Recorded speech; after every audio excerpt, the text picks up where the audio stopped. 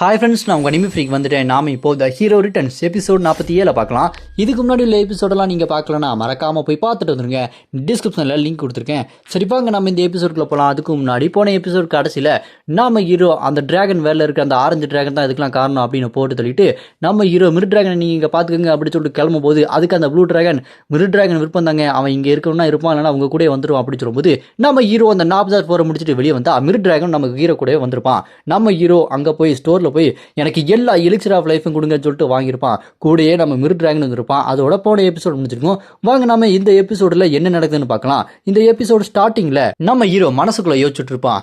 நான் இந்த உலகத்தில் முதல்ல கண்ணை முடிக்கும் போது நான் எங்கே இருக்கேன் ஏது இருக்கேன்னு ஒன்றுமே புரியல. அப்புறம் என் முகத்தை பார்க்கும்போது தான் தெரிஞ்சுது நான் என்னோட பழைய வருஷன் இல்லாமல் புதுசாக கிம்ன்ற உடம்புக்குள்ளே வந்தேன் அப்படின்னு.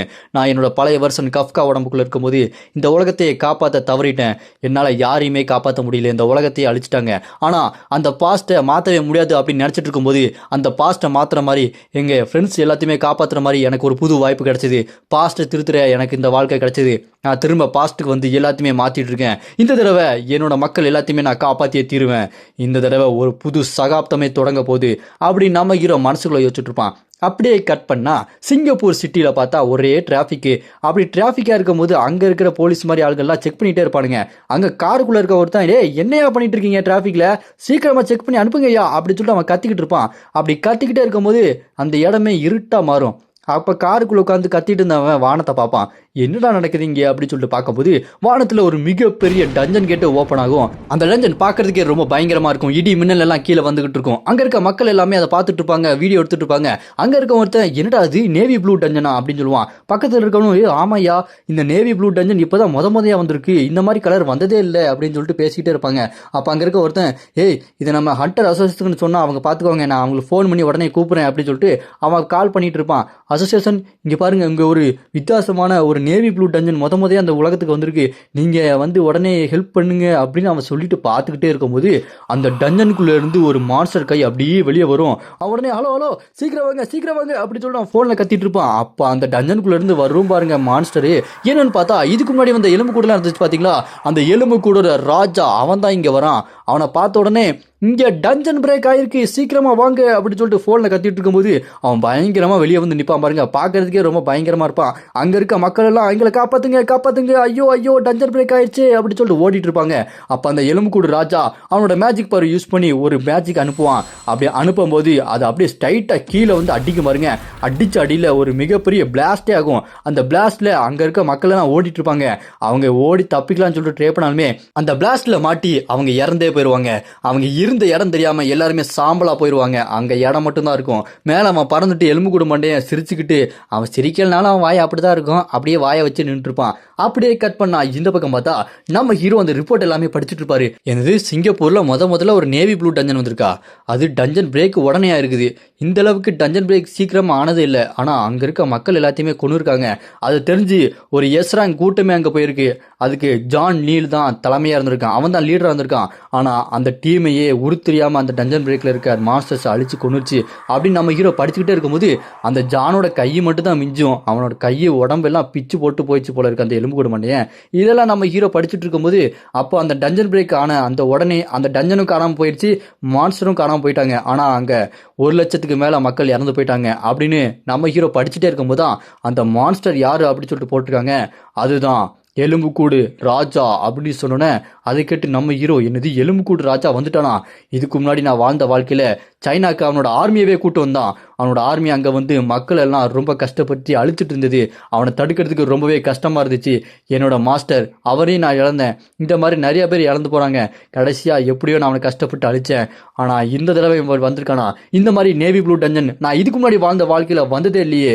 இப்போது வாழ்ந்த வாழ்க்கையில் எல்லாமே வேற மாதிரி நடக்குதா, இப்படி மாறிச்சு அப்படின்னா என்ன நடக்குது, டஞ்சன்னா திடீர்னு வந்து காணாமல் போயிடுதா, அவன் எதுக்கு அங்கே வந்து டக்குன்னு காணாமல் போயிட்டான், எனக்கு ஒன்றுமே புரியல. நான் இதுக்கு முன்னாடி வாழ்ந்த வாழ்க்கையில் நடந்த மாதிரி எதுவுமே நடக்கல அப்படின்னா என்னால் எப்படி கரெக்டாக பிளான் பண்ணி எல்லாத்தையுமே கொல்ல முடியும். இப்போ அந்த எலும்புக்கூடு ராஜா நான் இதுக்கு முன்னாடி வாழ்ந்த வாழ்க்கையில் அவன் எதுவுமே பண்ணலைன்னா இப்போ நான் அவனை எப்படி கண்டுபிடிச்சி எப்படி நிப்பாட்டுறது, அவன் டக்கு டஞ்சனை ஓப்பன் பண்ணி மக்களை அழிச்சிட்டு டக்குன்னு அந்த டஞ்சனை விட்டு வேற இடத்துக்கு போயிட்டானா என்னால் எப்படி கண்டுபிடிச்சி அவனை கொல்ல முடியும், என்ன பண்ணுறதுன்னு தெரியலையே அப்படின்னு நம்ம ஹீரோ ரொம்ப பதட்டப்பட்டு இருப்பான்.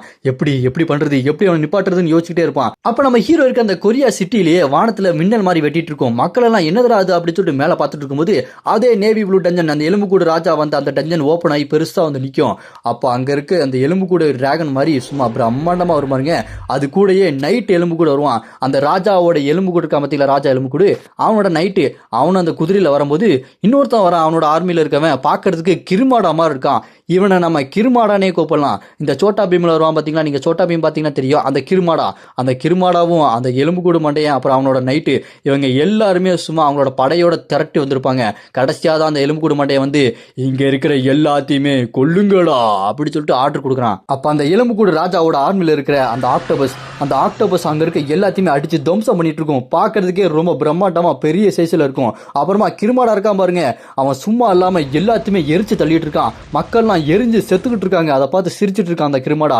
அப்படியே இந்த பக்கம் அந்த ராஜாவோட ஆர்மியில் இருக்க அந்த நைட்டு அவன் அப்படியே அசையாம நின்றுட்டு இருப்பான். பின்னாடி இருந்து ஒருத்தன் ஹண்டரு அவன் வேகமா கத்தி எடுத்துட்டு என்ன தைரியம் தான் இங்க வருவே அப்படி சொல்லிட்டு வெட்ட போகும்போது அவன் செம்ம ஸ்பீடா திரும்பிட்டு அந்த ஹண்டரோட தலையை சும்மா துண்டா வெட்டிடுவான். அவன் தலை தனியா பறந்துட்டு இருக்கும். அப்படியே அந்த எலும்பு கூட ஆர்மி எல்லாமே அவங்களோட மேஜிக் பவர் யூஸ் பண்ணி அங்க எல்லாத்தையுமே பயங்கரமா அட்டாக் பண்ணிட்டே இருப்பாங்க.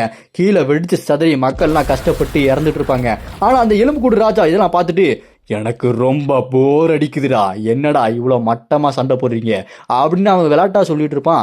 அப்படியே கட் பண்ணா இங்கே கொரியாவோட ஹண்டர் அசோசியேஷன் பில்டிங்கில் அங்கே நம்ம சேர்மனோட அசிஸ்டன்ட் வயிற்று அடிபட்டு உள்ளே வருவான். அங்கே சேர்மனோட அசிஸ்டன்ட் வயிற்று ரத்தத்தோட வந்ததை பார்த்து அங்கே இருக்க எல்லாருமே ஐயோ என்னாச்சு உங்களுக்கு ரத்தம் வருது அப்படின்னு சொல்லும்போது அதை கேட்டு அந்த சேர்மனோட அசிஸ்டன்ட் இல்லைடா கொஞ்சம் தக்காளி சட்னியை வயிற்று ஊற்றிக்கிட்டேன். அதான் என்னாச்சாம்ல ஒழுங்கா பாருங்கடா என்ன நடக்குதுன்னு கொஞ்சம் கண்டுபிடிங்கடா சீக்கிரம்டா அப்படி சொல்லும்போது அதை பார்த்துட்டு அங்கே பாருங்க நாங்கள் லொக்கேஷனாக கண்டுபிடிச்சிருக்கோம். மான்ஸ்டர் அந்த ஊர் ஃபுல்லாக பரவி இருக்காங்க. அவங்க எல்லாத்தையுமே துவம்சம் பண்ணிட்டு இருக்காங்க. அங்கே நம்ம எஸ்ரா கண்டர் போயிருக்காங்க. பத்தாவதுக்கு கீஞ்சக்கி அவங்களோட அந்த சில்வர் டிராகனோட போயிருக்காரு. ஆனால் நிறைய பேத்துக்கு அடிபட்டு இருக்குது. அவங்க 3 குரூப்பாக பிரிஞ்சிருக்காங்க. அதில் ஒருத்தன் கிருமாடா மாதிரி இருக்கான், அவன் ஒரு குரூப்பு. அவனை தடுக்கிறதுக்கு இங்கே மாஸ்டர் ஒரு குரூப் போயிருக்காங்க. அப்புறமா அந்த கிராக்கன் ஆக்டோபஸ் அதை தடுக்கிறதுக்கு இங்கே எஸ்ரா கண்டர் சேர்ந்த அந்த சொசைட்டி மெம்பர்ஸ்லாம் போயிருக்காங்க. அடுத்ததா அந்த டெத் நைட்டு சார் அவனை சமாளிக்கிறதுக்கு நம்ம எஸ்ரா கண்டர்ஸ் ரொம்பவே கஷ்டப்பட்டு இருக்காங்க சார். அவங்க தாப்புக்கு பிடிப்பாங்க அப்படின்ற நம்பிக்கை எனக்கு இல்லை சார் அப்படின்னு சொல்லும்போது அதை கேட்ட சேர்மனோட அசிஸ்டன்ட் அப்படியா உடனே மற்ற நாட்டிலேருந்து ஹெல்ப் கூப்பிடுங்க. இப்போ என்ன பண்ணுறதுன்னு தெரியல, நம்ம இவங்களை சீக்கிரமாக கொன்னே ஆகணும். இப்படியே போயிட்டு இருந்ததுன்னா இந்த மொத்த சிட்டியுமே அழிஞ்சு போயிடும். இப்போ என்ன பண்ணுறதுன்னு தெரியலையே. இரு அந்த ராஜா எலும்பு கூட ராஜா அவனை யாரா சமாளிக்கிறது, அவன் கூட யார் சண்டை போடுறது அப்படின்னு கேட்டோன்னே அதுக்கு அங்கே இருக்கவன் சார் அவங்க கூட சண்டை போடுறது யாருன்னு தெரியுமா சார், அவன் கூட சண்டை போடுறது நம்ம கிம்மு தான் சார் அப்படின்னு சொல்லிட்டு அவன் பில்டப்பா சிரிச்சிட்டு சொல்லுவான் பாருங்க. இது பியூர் சினிமா தாங்க. சும்மா நம்ம ஹீரோ அவனோட மிரு டிராகன்ல சும்மா மரண மாசா பறந்துருவான் பாருங்க. பார்க்கறதுக்கே கூஸ் பம்ப்ஸ் தான். சும்மா வெறித்தனமா இருப்பான் நம்ம ஹீரோ. அப்படி இந்த பக்கம் பார்த்தா அந்த எலும்புக்கூடு டிராகனுக்கு மேலே அந்த ராஜா நின்றுட்டு இருப்பான். அப்போ அந்த எலும்புக்கூடு ராஜா என்னால் எதையோ ஒன்றை உணர முடியுது, பயம், அழுக, கோபம் இது எல்லாமே உணர முடியுது. இது எல்லாத்துக்குமே மனுஷங்களோட அந்த ஆத்மா தான் அப்படி சொல்லும்போது கீழே மனுஷங்களை அந்த எலும்பு கூட போட்டு குத்தி கொண்டுட்டு இருக்கும். அங்கே இருக்க ஹண்டர்ஸுக்கு ரத்தம் வந்து அவன் அப்படியே சாவான். அவனோட ஆத்மாவை அப்படியே அந்த எலும்பு கூட உறிஞ்சிட்டு இருப்பான் அந்த ராஜா. இந்த வலி, வேதனை, இந்த துக்கம், உணர்வுகள், எமோஷன்ஸ் இது எல்லாமே ரொம்ப நல்லா இருக்கு. இது எனக்கு ரொம்ப பிடிச்சிருக்கு. மனுஷங்களோட இந்த ஆத்மா தான் எனக்கு சாப்பாடு, எனக்கு ஸ்ட்ரென்த்து அவங்களோட ஆத்மா தான்டா அப்படி சொல்லிட்டு அங்கே செத்து போன மனுஷங்களோட அந்த ஆத்மா உறிஞ்சி அவன் ரொம்ப பவர் ஆகிட்டு இருப்பான். அப்போது ஒரு ஃபயர் வரும் பாருங்க அவன் கிட்ட பயங்கரமா. அது பார்த்துட்டு என்னது இது அப்படி சொல்லிட்டு பார்த்துட்டு இருப்பான். அந்த ஃபயர் வந்து அவனை அடிக்கும். அந்த நேரத்தில் அங்கே பக்கத்தில் இருக்க அந்த எலும்புக்கூட டிராகன் அதை வாயை திறந்து அதோட மேஜிக் பவரை அட்டாக் பண்ணும். 2 அப்படி சீல்டு மாதிரி அப்படி தடுத்து நிப்பாட்ட அங்கே டம்முன்னு வெடிச்சு சதறிட்டு இருக்கும். ஒரே புகை மூட்டமாக இருக்கும். இங்கே நம்ம ஹீரோ அங்கே மிர் டிராகன் மேலே அப்படி பறந்துகிட்டே இருப்பான். அப்போ நம்ம ஹீரோ என்னாச்சு அப்படின்னு சொல்லிட்டு பார்த்துட்டு ஒரு ஜம்ப் அடிச்சு ஸ்வாட்ல அந்த ப்ளூ ஃபயர் யூஸ் பண்ணி பறந்து போய் அட்டாக் பண்ண ரெடியாக இருப்பான். அப்படியே இந்த பக்கம் பார்த்தா அந்த எலும்புக்கூடு மண்டையன் ராஜா நம்ம ஹீரோவை சங்கிலியை போட்டு கட்டி வச்சிருவான்.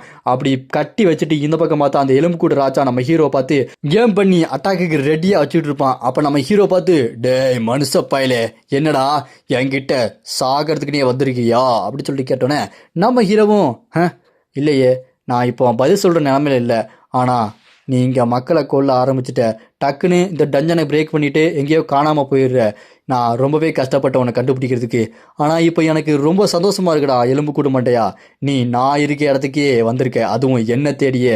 இது எனக்கு ரொம்ப பிடிச்சிருக்குடா அப்படின்னு அந்த சங்கிலியை நான் உடச்சி தள்ளிட்டு சும்மா பறந்து வந்து அந்த எலும்புக்கூடு மண்டையை நான் ஓங்கி ஒரு போடு சும்மா 2ஆக பொழந்துக்குவான் அடிச்சு அடியில். அவன் என்ன நடக்குது இங்கே, இது வாய்ப்பே இல்லை அப்படி சொல்லும்போது நம்ம ஹீரோ அந்த எலும்புக்கூடு மண்டையை பார்த்து உன்ட்ட ஒன்று சொல்லணும்டா, ரொம்பவே நன்றி, நான் இருக்க இடத்துக்கு நீ வந்து உன்னோட ஆர்மியை கூட்டு வந்து சாக ரெடியாக இருக்க பார்த்தியா, எனக்கு ரொம்ப பிடிச்சிருக்கு, ரொம்ப ரொம்ப பிடிச்சிருக்கு அப்படின்னு நம்ம ஹீரோ சும்மா மரண மாசா சொல்லுவார். இதோட இந்த எபிசோடு இங்கே முடியுது.